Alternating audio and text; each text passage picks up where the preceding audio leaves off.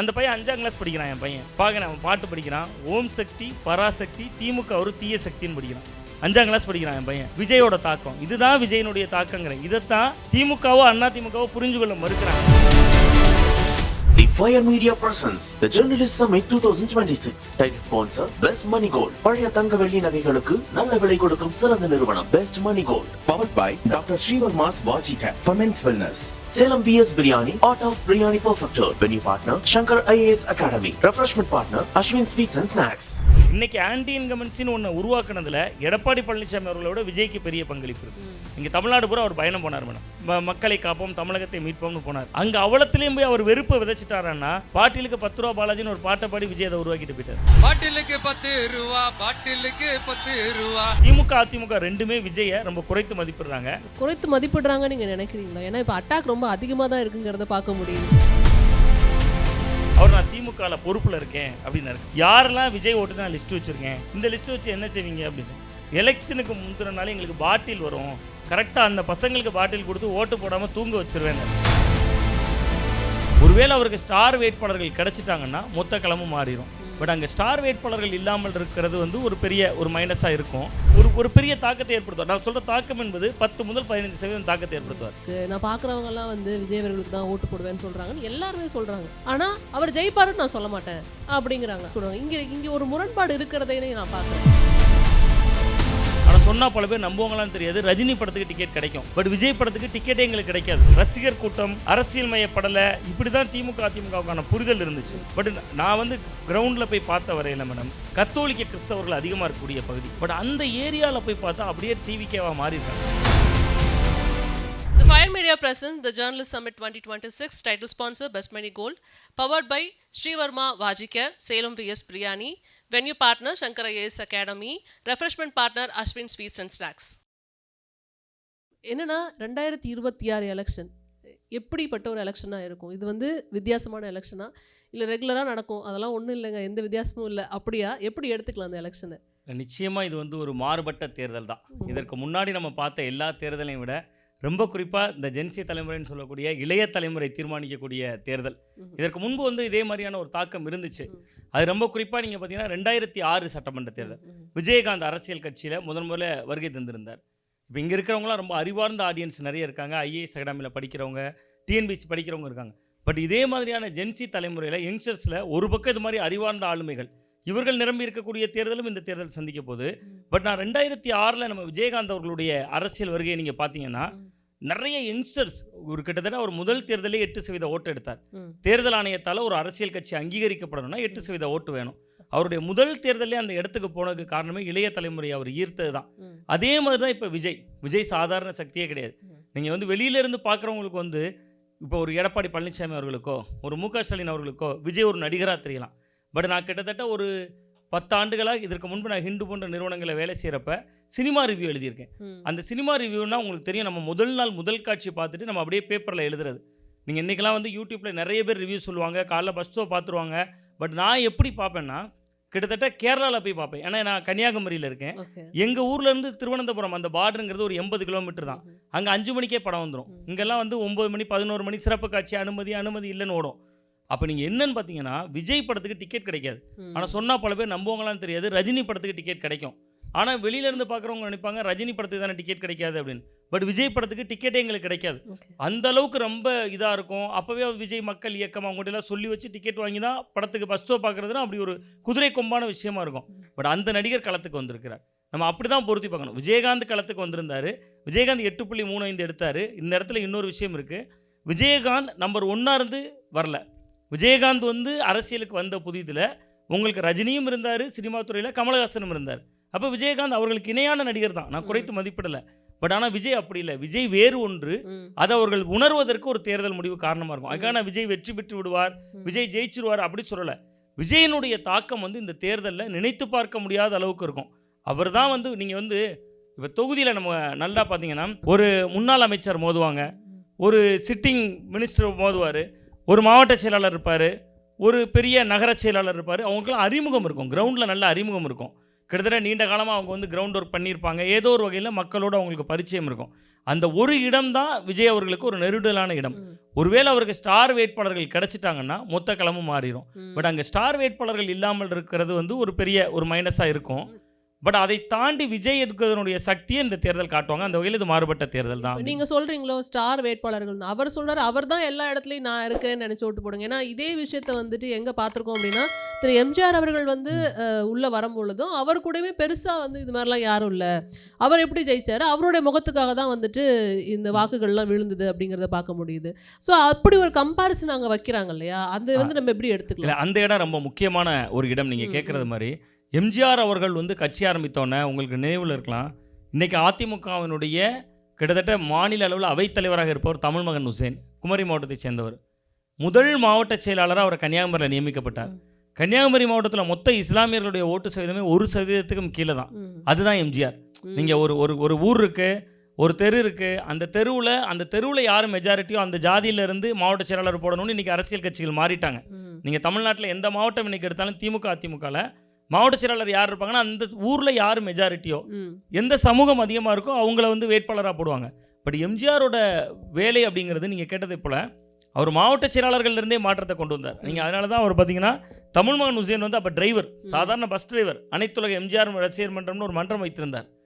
மதுரையில் தாண்டி அப்படி வந்துக்கிட்டே இருக்கார் மெட்ராஸுக்கு, பஸ்ஸை ஓட்டிகிட்டு வர்றார். பஸ்ஸை ஓட்டிகிட்டு வர்றவர் வந்து அப்படியே நேரடியாக போய் பஸ்ஸு வந்துக்கிட்டு இருக்கும்போதே அவருக்கு திடீர்னு என்ன ஆகுதுன்னா எம்ஜிஆர் திமுக விட்டு நீக்கிட்டாங்கன்னு தெரிய வருது. உடனே அப்படியே பஸ்ஸை நடுவழியில் நிறுத்திட்டு அவர் மெட்ராஸுக்கு ஏறிட்டார், பஸ் ஏறிட்டார். டிரைவர் அவர் பஸ்ஸை நடுவழியில் விட்டுட்டு பஸ் ஏறி போயிட்டார். திரும்பி வரும்போது அவர் மாவட்ட செயலாளர்னு அறிவிச்சவர் தான் அவர் வரார். அந்த அளவுக்கான ஆடியன்ஸ், கிட்டத்தட்ட அந்த அளவுக்கான கிரவுண்ட் ஒர்க்கர்ஸ் இருந்தாங்க. நீங்கள் அவங்க வந்து பின்னணி இல்லைங்கிறது ஒரு பக்கம், நிச்சயமா. பட் அவங்களோட களப்பணியை நான் சொல்றேன். நிச்சயமா அவர் என்ன திமுகல இருந்தாரு, அவரே 2 முறையில் தேர்தலில் நின்று வெற்றி பெற்று இருந்தார். 52 வந்து அவர் கிட்டத்தட்ட பயணத்தை தொடங்கி தான் 72 கட்சி ஆரம்பிக்கிறோட 20 ஆண்டுகள் அவருடைய ரசிகர்கள் வந்து கிட்டத்தட்ட அரசியல் மயப்பட்டிருந்தாங்க. அந்த ஒரு இடைவெளி வந்து மிக முக்கியமான ஒரு இடைவெளி சொல்றேன். இன்னொன்று விஜய் அவர்கள், நீங்கள் கேட்டீங்க, ரொம்ப அழகான ஒரு விஷயம் கேட்டிருந்தீங்க மேடம். விஜய் சொல்றாருல ஒவ்வொருத்தருமே விஜய் தான் வேட்பாளர்னு, அது மதுரை மாநாட்டில் சொன்னார்னு நினைக்கிறேன். ஒவ்வொரு வேட்பாளருமே விஜய் தான் சொன்ன இடத்துல இருந்து ஒவ்வொரு வீட்லேயும் விஜய் இருக்காங்கன்னு நகர்ந்துட்டார். அப்போ வேட்பாளர் விஜயாக மாறி இருப்பார்னா அவர் வாக்காளர்களை விஜயா மாற்ற வேண்டிய அவசியம் இல்லை. அந்த இடம் ஒரு தொய்வு இருக்குது. பட் திமுக அதிமுக ரெண்டுமே விஜயை ரொம்ப குறைத்து மதிப்பிடுறாங்க.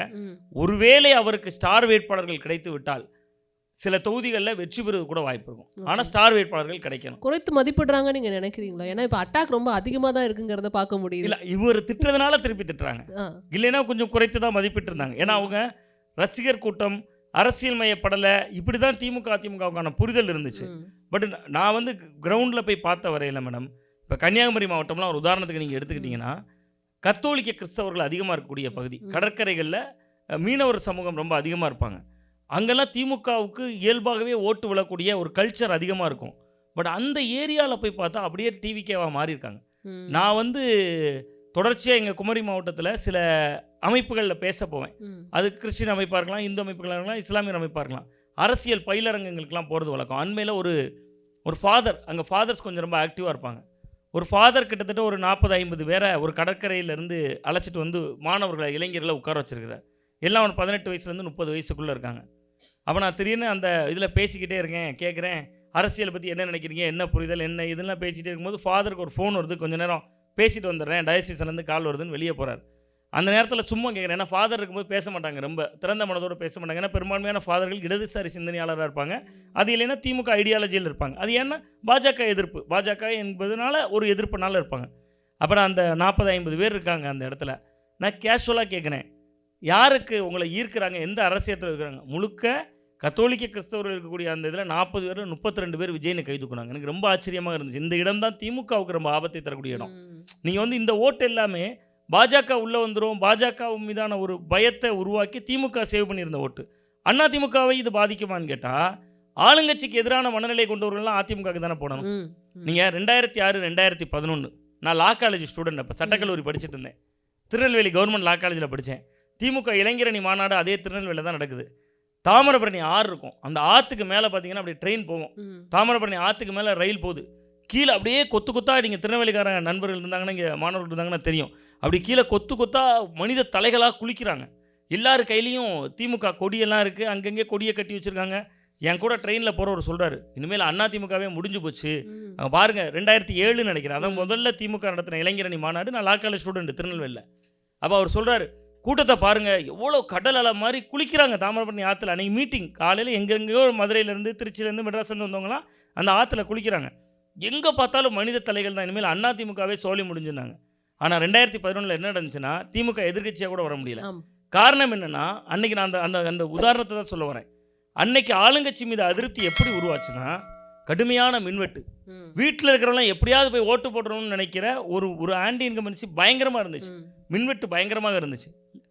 விஜய் ஜெயலலிதா அவர்கள் ஆட்சிக்கு வந்தோன்னே நில அபகரிப்பு தடுப்பு பிரிவுன்னு தனித்துறை தொடங்கினாங்க, லேண்ட் கிராப்பிங். அந்த ஆட்சியோடு ஒப்பிட்டிங்கன்னா இன்றைக்கி திமுக ஆட்சி ரொம்ப நல்லாவே நடக்குது. 2006 to 2011 அவ்வளோ ஆன்டி இன்கம்பன்சி இருந்துச்சு. பட் இப்போ 2024 ஆன்டி இன்கம்பன்சி இருந்திருக்குன்னா டிஎம்கே அவ்வளோ மெஜாரிட்டியாக ஜெயிச்சிருக்க மாட்டாங்க. இன்றைக்கி ஆன்டி இன்கம்பன்சின்னு ஒன்று உருவாக்குனதில் எடப்பாடி பழனிசாமி அவர்களோட விஜய்க்கு பெரிய பங்களிப்பு இருக்குது. நீங்கள் தமிழ்நாடு பூரா அவர் பயணம் போனார் மேடம்.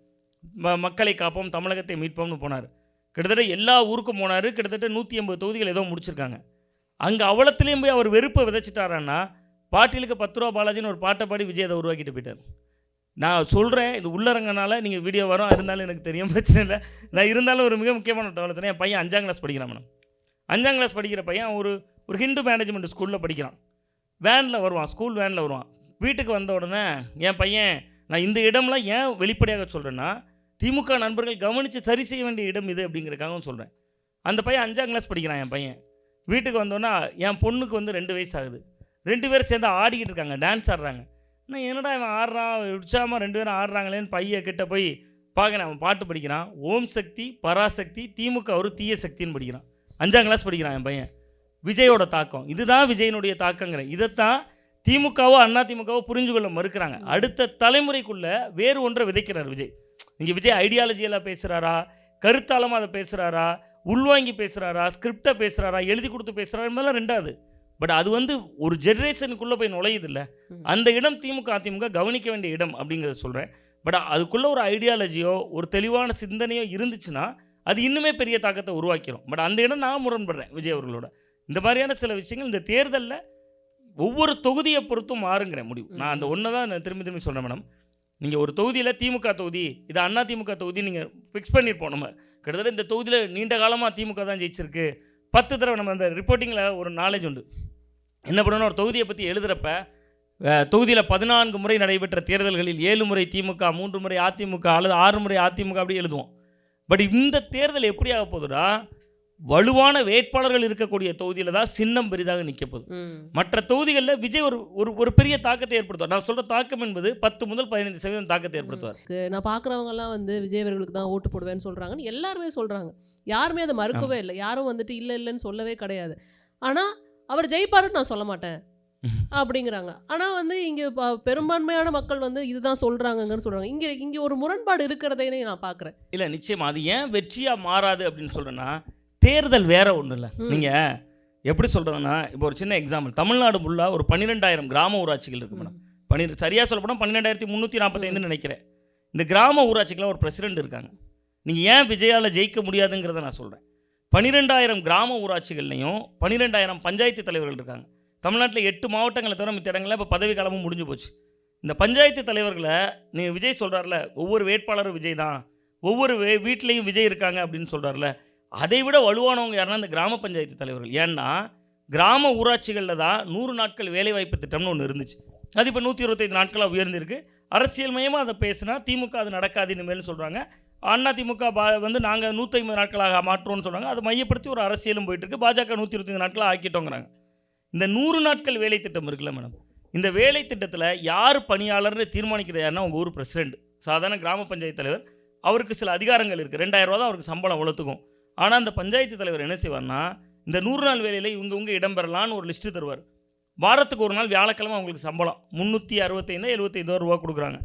அந்த 100 நாள் வேலை திட்டத்தில் இருக்கிறாங்கல்ல அந்த கூட்டம் அப்படியே பஞ்சாயத்து தலைவர் சொன்னால் கேட்பாங்க. இன்றைக்கி தமிழ்நாடு ஃபுல்லாக சேர்த்து விஜய் கட்சி ஒரு 122 இடங்கள் ஜெயித்தாங்க. பனையூரில் வைத்து ஒரு விழாலாம் நடத்தி கூட பாராட்டினார். விஜய் மக்கள் இயக்கமாக இருந்தே சந்தித்தாங்க. ஆனால் தமிழ்நாட்டில் மொத்தம் இருக்கக்கூடிய கிராம பஞ்சாயத்து தலைவர்களோட எண்ணிக்கை மட்டும் 12,000 பேர். அது ஒரு நிலை மேடம். ஊரில் ஒரு கூட்டுறவு சங்கம் இருக்குது.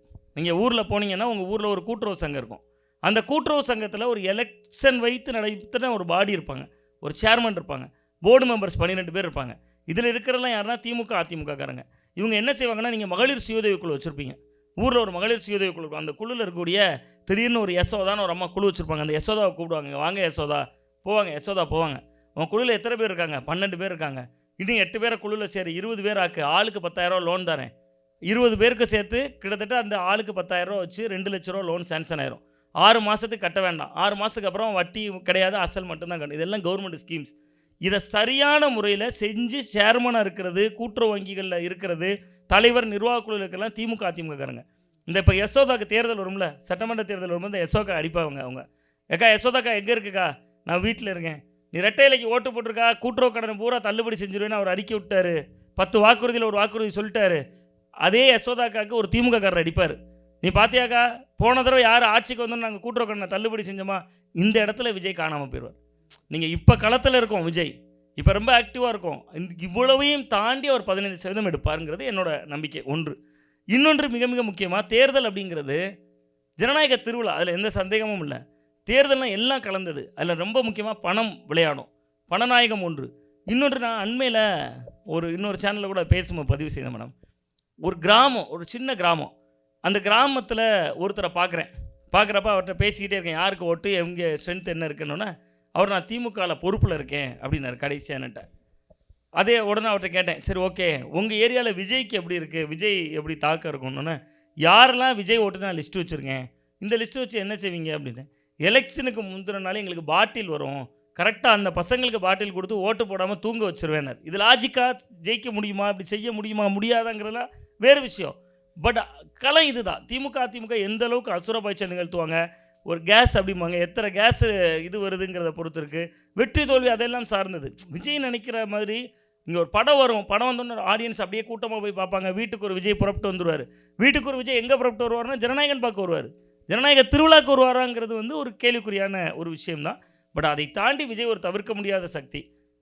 நான் ஒரு ஊடகவியலாளர் நான் கணிக்கிறது, இந்த தேர்தலில் களத்தில் விஜய் நின்று வெற்றியோ தோல்வியோ இதற்கு பின்பும் அவர் உறுதியாக நின்றார்னா அவரால் வர முடியும் அப்படிங்கிறது தான் என்னுடைய. மக்கள் விரும்பும் முதல்வர் வேட்பாளர் யாருன்னா விஜய் தான். நீங்கள் மக்கள்கிட்ட போய் மைக்கை நீட்டினீங்கன்னா அவங்க தான் சொல்லுவாங்க. டெல்டா எடுத்துக்கிட்டோம் அப்படின்னா அங்கே டிஎம்கே கை எப்போதுமே ஓங்கி இருக்கும் அப்படிங்கிறத பார்க்க முடியும். இந்த சைடு கொங்கு மண்டலம் போன தடவை பார்க்கும்போது ஏடிஎம்கே கை தான் அங்கே ஓங்கி இருக்கு இப்போ வரைக்கும் அப்படிங்கிறத பார்க்க முடியும்.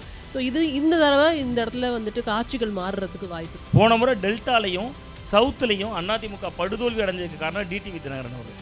21 தொகுதிகளில் இவர்களுடைய வெற்றி வாய்ப்பை பறித்திருந்தார். சீமான் 6.7 இருந்தார், இப்போ 8% தாண்டிட்டார் 2024. ஆனால் மீண்டும் இது குறைந்து 4 முதல் 5% வாய்ப்பு இருக்கலாம். இதே ட்ரெண்டில் கடைசி வரை விஜய் இருந்தார்னா இதுலேருந்து 10% வரையும் குறையிறதுக்கான வாய்ப்பு இருக்கும். இதே ட்ரெண்டில் ஆமாம் டிஎம்கேக்கு இந்த காங்கிரஸ் எல்லாம் மக்களின் குரலை பிரதிபலித்தவர்கள் பட்டியலில் இடம்பெற கூடாதுன்னு நான் நினைக்கிறேன். Fire Media presents the Journalist Summit 2026 title sponsor Best Money Gold. பழைய தங்க வெள்ளி நகைகளுக்கு நல்ல விலை கொடுக்கும் சிறந்த நிறுவனம் Best Money Gold. Powered by doctor Srivarma's Vaaji care for men's wellness. Salem VS biryani, art of biryani perfected. Venue partner Shankar IAS Academy. Refreshment partner Ashwin Sweets and Snacks. The Fire Media presents the Journalist Summit 2026. Title sponsor Best Money Gold. பழைய தங்க வெள்ளி நகைகளுக்கு நல்ல விலை கொடுக்கும் சிறந்த நிறுவனம் Best Money Gold. Powered by Dr. Srivarma's Vaji Care for Men's Wellness. Salem VS Biryani, Art of Biryani Perfected. Venue partner Shankar IAS Academy. Refreshment partner Ashwin Sweets and Snacks.